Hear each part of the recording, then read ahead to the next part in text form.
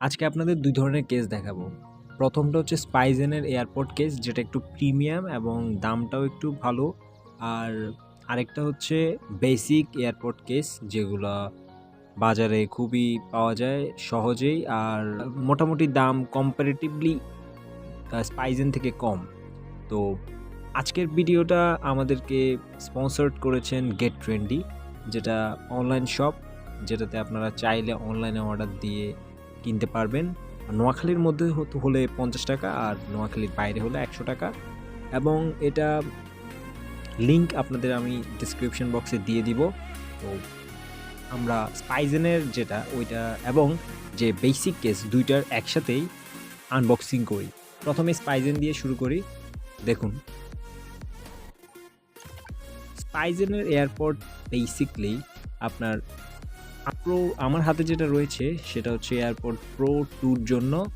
তবে এয়ারপড প্রোতেও এটা লাগে, তবে একটু হালকা স্লাইটলি একটু ঢিলে হয়। তবে ব্যাপার না, আপনারা একবার লাগালে সেটা সহজে আর খুলবে না।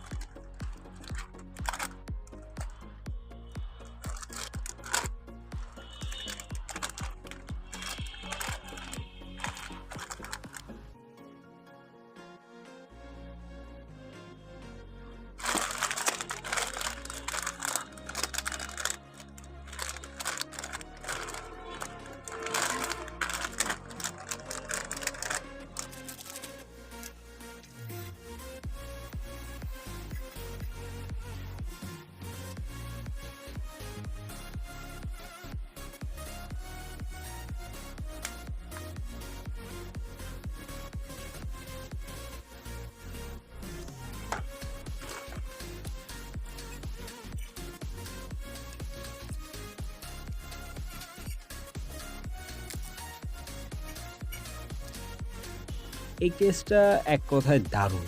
কেসটার খুবই স্ট্রং এবং দেখতেও খুবই চমৎকার লাগে, এবং আপনি যখন এটাকে নিয়ে রাখবেন, কোথাও এক জায়গায় রাখবেন, তখনও আপনার দূর থেকে এটাকে দারুণ দেখাবে। এবং অনেক দিন চলার মতো একটা এয়ারপড কেস, মানে অনেক দিন আপনি এটাকে যত্ন করে যদি রাখেন, অনেক দিন এটা ভালো যাবে।